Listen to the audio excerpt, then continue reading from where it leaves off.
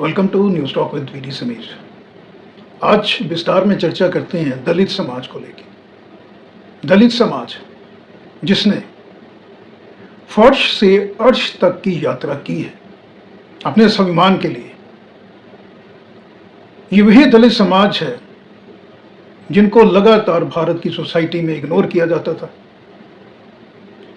किसी भी plum post पे दूर दूर तक कोई भी दलित समाज का जो व्यक्ति है उसको अपॉइंट नहीं किया जाता था। हर जगह दलित समाज से संबंधित जो लोग हैं वो कहीं ना कहीं किनारे पे देख के, किनारे पे बैठ के जो भारत की जर्नी है, जो भारत की प्रोग्रेस है अलग अलग फील्ड पे, वो देखा करते थे। किनारे पे रह के उनका कोई भी कंट्रीब्यूशन नहीं था। हालांकि जितना पोटेंशियल दलित समाज में रहा है शुरू से, मैं समझता हूं वो शायद स्वर्ण समाज उससे बहुत दूर रहा। जो संघर्ष की भावना देखी जाती है दलित समाज के अंदर, तमाम ऑब्स्टिकल्स के बाद हर तरह की मुसीबत से दलित समाज लड़ के, जूझ के अपने राइट्स के लिए आगे बढ़ा। शुरुआत इसकी की थी भारत में बाबा साहब अम्बेडकर ने, जिन्होंने संविधान बनाया इक्वालिटी को लेके। दलित समाज जिसको इग्नोर किया जाता था उसके लिए रिजर्वेशन का भी उन्होंने उस वक्त संविधान के अंदर एक कहीं ना कहीं प्रोविजन जरूर रखी थी। हालांकि रिजर्वेशन तो बहुत देर से शुरू हुआ, लेकिन इक्वालिटी को लेके बाबा साहब ने जो रोल प्ले किया दलित समाज के उत्थान के लिए, उसको कभी नहीं भूला जाता है। तो शुरुआत हुई थी बाबा साहब अम्बेडकर से। 26 जनवरी 1950 में संविधान बनाया। संविधान जो है वो फॉर्मली इंट्रोड्यूस किया गया। कमेटी में और लोग भी थे संविधान बनाने की कमेटी में, लेकिन 75% से ऊपर का कंट्रीब्यूशन ऐसा माना जाता है कॉन्स्टिट्यूशन ऑफ इंडिया बनाने में भीमराव अम्बेडकर बाबा साहब का था। उसके बाद आप देखिए तमाम फील्ड्स के अंदर, चाहे वो पॉलिटिक्स है, ब्यूरोक्रेसी है, जुडिशरी है, जो अहम पहिए हैं भारत के संविधान के अंतर्गत भारत की तरक्की के लिए जो जाने जाते हैं, उनके अंदर दलित समाज का जो कंट्रीब्यूशन है लगातार बढ़ता गया। आप देखिए पॉलिटिक्स के अंदर अगर हम देखें तो बाबा साहब अम्बेडकर के बाद मान्यवर काशीराम जी, थोड़ी सी आपको लिस्ट गिनाता हूं। मान्यवर काशीराम जी महाराष्ट्र के जो सीएम बने, सुशील कुमार शिंदे साहब, भोला पासवान शास्त्री जी, जितन राम मांझी, बिहार में रामविलास पासवान, बहन मायावती, चरणजीत चन्नी साहब जो चीफ मिनिस्टर बने पंजाब के, और हाल ही के वर्षों में जो है वो चंद्रशेखर आज़ाद का नाम जो है वो पॉलिटिक्स के अंदर दलित समाज में हर जगह जाना और माना जाता है। दलित समाज को जो सबसे पावरफुल इंडिविजुअल मिला एक महिला के रूप में, वो मिली बहन मायावती। उत्तर प्रदेश जैसे भारत के लोकसभा के नंबर के हिसाब से सबसे बड़े राज्य में कहीं ना कहीं एक कॉम्प्लेक्स और बहुत चैलेंजिंग पॉलिटिकल सिनेरियो के बीच बहन जी ने तमाम ऑब्स्टिकल्स के बाद, एक बहुत हम्बल फैमिली से वो बिलोंग करती हैं, लेकिन दलित समाज के उत्थान के लिए बहन जी ने लगातार काम किया। ग्राउंड पे रह के 4 बार उत्तर प्रदेश की मुख्यमंत्री बनने का उनका रिकॉर्ड है।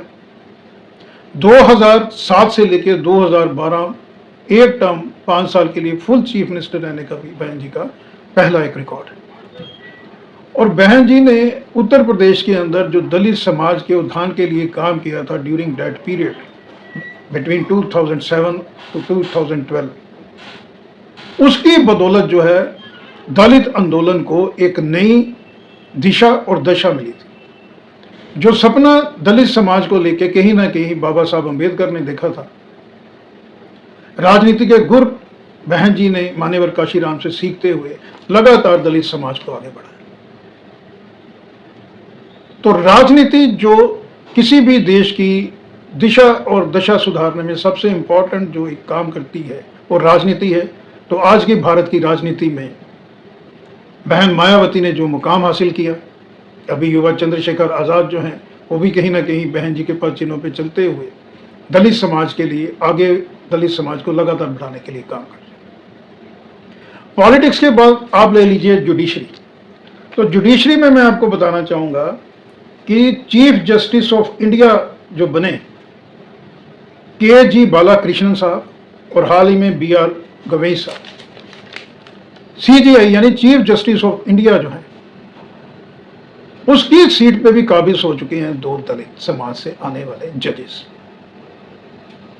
आप देखिए गौरव, कितनी गौरवशील बात है दलित समाज के लिए कि एक समाज जिसको प्रताड़ित किया जाता था, छुआछूत का टाइम भी था उस एक वक्त हमारे समाज में, बहुत पीड़ा का विषय है कि कई लोग ये तक समझते थे कि अगर दलित समाज के किसी व्यक्ति के साथ हम टच करते हैं तो कोई हो सकता है बीमारी हमको, यानी छुआछूत की बहुत ज्यादा भेदभाव किया जाता था दलित समाज के साथ। लेकिन जिस तरह से दलित समाज ने सेल्फ सफिशिएंट रिलायंस के जरिए अपने आप को साबित किया, देश की राजनीति के अंदर, देश की जुडिशरी के अंदर, तो सल्यूट है बाबा साहब अंबेडकर को और बहन मायावती जी को स्पेशली, जो दलित समाज के उत्थान के लिए उन्होंने काम किया। इसके बाद आगे चलते हैं तो जुडिशरी की बात करते हैं, यानी समाज के, मैं आज आपने वीडियो के माध्यम से आपको बताना चाहूंगा कि पिछले लगभग 30-35 साल से समाज के अलग अलग वर्गों में वरिष्ठ जो सीनियर मोस्ट पोजीशंस हैं, उसमें दलित समाज की अब गूंज जो है, अब किंग मेकर से किंग बनने की भूमिका में पहुंचा है दलित समाज। पॉलिटिक्स में मैंने बताया, जुडिशरी में बताया, अब मैं आपको बताने जा रहा हूं ब्यूरोक्रेसी के अंदर। तो ब्यूरोक्रेसी के अंदर, इंडियन एडमिनिस्ट्रेटिव सर्विस के अंदर माता प्रसाद, इनका नाम हर कोई जानता है इंडियन ब्यूरोक्रेसी के अंदर। यूपी के ये पहले दलित CS चीफ सेक्रेटरी बने थे और उस दौर के अंदर जो काम किया था उसको आज भी याद किया जाता है, माता प्रसाद जी को। P Sivakami, another IAS officer from Dalit समाज, बहुत ज्यादा किताबें इन्होंने लिखी हैं, रिनाउंड राइटर के रूप में भी इन्होंने अपने आप को स्थापित किया और एडमिनिस्ट्रेशन के अंदर इनका जो कंट्रीब्यूशन है वो जग जाहिर है। इसके अलावा मैं बताना चाहूंगा डॉक्टर AK बिस्वास, बिहार काडर के, बलवंत सिंह साहब यूपी काडर के, शेर सिंह साहब वेस्ट बंगाल काडर के, तमाम इस तरह के IAS ऑफिसर हैं जिनके दलित समाज से, जिनके ऊपर हम दलित समाज को नहीं, भारत की हर समाज को इनके ऊपर प्राउड है। तमाम ऑब्स्टिकल्स के बाद इन्होंने UPSC जैसा, यूनियन पब्लिक सर्विस कमीशन में आते हुए इंडियन एडमिनिस्ट्रेशन IAS की जो है वो टॉप पोस्ट के ऊपर इन्होंने जो है इनकी सिलेक्शन हुई और आफ्टर सिलेक्शन जिस तरह से इन्होंने अपने आप को साबित किया एडमिनिस्ट्रेशन के अंदर, प्रशासन के अंदर, सिविल प्रशासन के अंदर जिस तरह से इन्होंने काम किया वो काबिल तारीफ है। तो पॉलिटिक्स, ब्यूरोक्रेसी, जुडिशरी का मैंने बताया। एक फील्ड है इंडस्ट्री, बिजनेस। हम अक्सर जब इंडस्ट्री की बात आती है तो टाटा, बिरला, अंबानी, बजाज, अडानी, गोदरेज, इस तरह के नाम सुना करते हैं। आज मैं आपको 3 नाम बताऊंगा दलित समाज से जिन्होंने इंडस्ट्री के अंदर अपने झंडे गाड़े। तो दलित समाज से जो सबसे बड़े इंडस्ट्रिस्ट हैं वो है राजेश सैया साहब। जन्मभूमि उत्तर प्रदेश सीतापुर है। स्टील मॉल्ट ट्रेडिंग लिमिटेड के चीफ एग्जीक्यूटिव ऑफिसर हैं, CEO हैं। हेडक्वार्टर जर्मनी में है। ऑफिसेस जो ऑपरेशंस हैं यूके के लंदन में, दुबई में, मॉस्को में, मुंबई में। 2014 में पद्मश्री मिला था राजेश जी को। राजेश जी ने भी कहीं ना कहीं जो है इंडस्ट्री के अंदर तमाम ऑब्स्टिकल इग्नोरेंस के बाद एक इस तरह का पोजीशन हासिल की है कि समाज के हर वर्ग को उनकी जो जर्नी है उस पर प्राउड है। दूसरा नाम है सुधीर राजभर साहब। सुधीर राजभर साहब जो हैं, इनकी भी जन्मभूमि जो है वो उत्तर प्रदेश है, जौनपुर है, लेकिन अपब्रिंगिंग जो है वो मुंबई के अंदर हुई। सुधीर राजभर जब मुंबई से अपने गांव में आया करते थे तो कुछ लोग उनको चमार वर्ड से संबोधित करते थे, जिससे कहीं ना कहीं सुधीर राजभर को पीड़ा महसूस होती थी,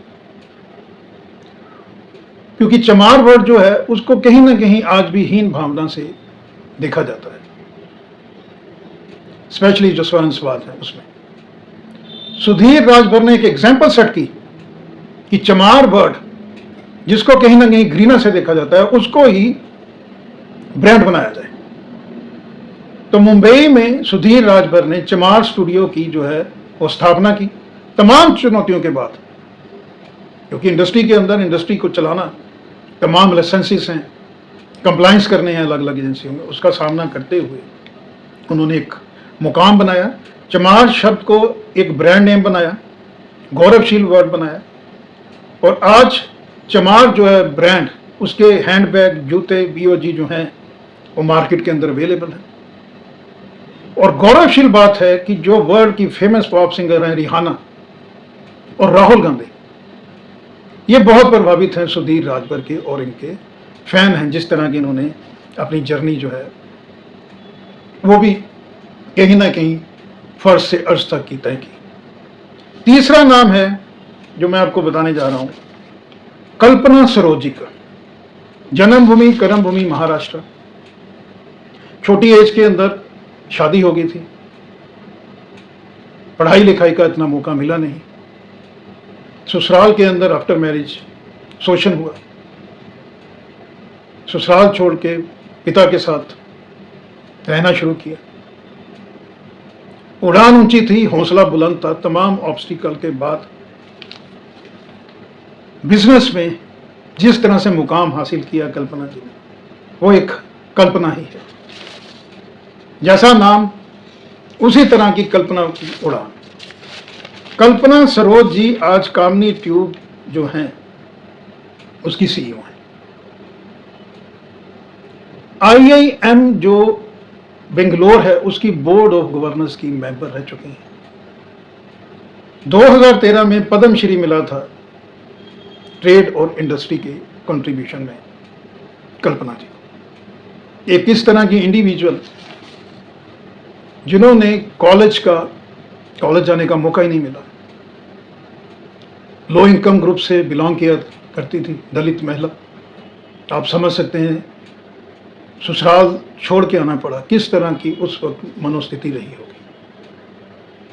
जिस महिला ने कभी कॉलेज, किसी मैनेजमेंट स्कूल का मुंह नहीं देखा, Indian institute of management Bangalore की गवर्निंग बॉडी का मेंबर बनना, क्या आम जन, चाहे वो स्वर्ण समाज का, ये सोच सकता है? तो इस तरह के नगीने, ये तो कुछ एग्जाम्पल्स हैं, फ्यू एग्जाम्पल मैं जो आपके साथ आज शेयर कर रहा हूं। तमाम इस तरह के इंडिविजुअल ये दलित समाज के लिए रोल मॉडल है। और आज आप देखिए, भारत के किसी भी स्टेट के अंदर आप चले जाइए, किसी भी सब तहसील, डिस्ट्रिक्ट या डिवीजन में चले जाइए, आपको sub divisional magistrate, circle officer police के अंदर, deputy commissioner of police, senior superintendent of police, police कप्तान, IG range, DIG range, commissioner, CP, joint secretary, under secretary, secretary, chief secretary, हर जगह आपको दलित समाज के लोग मिलेंगे। और जिस तरह की कार्यशैली और जिस तरह का काम प्रशासन, सिविल में और पुलिसिंग के अंदर दलित समाज से जुड़े हुए लोग कर रहे हैं, उसको सल्यूट है मेरे इस वीडियो के माध्यम से। और आज अगर भारत पहली 5 जो बड़ी इकोनॉमी है उसके अंदर शुमार है, पेपर्स में तो नहीं, लेकिन बैक पेपर्स में यह संभव हुआ है केवल और केवल दलित समाज के कंट्रीब्यूशन से। तो आज जिस जगह पे दलित समाज पहुंचा है, बहुत बड़ी कंट्रीब्यूशन, एक ऐसा कर्ज जो कभी भी चुकाया नहीं जा सकता है।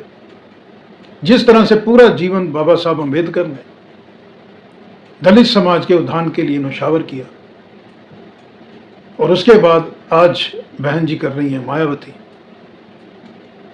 तो ये सारी जो देन है, जहां आज दलित समाज पहुंचा है, उसके पीछे मैं समझता हूं कि इन 2 लोगों का बहुत बड़ा हाथ है। थैंक यू, धन्यवाद।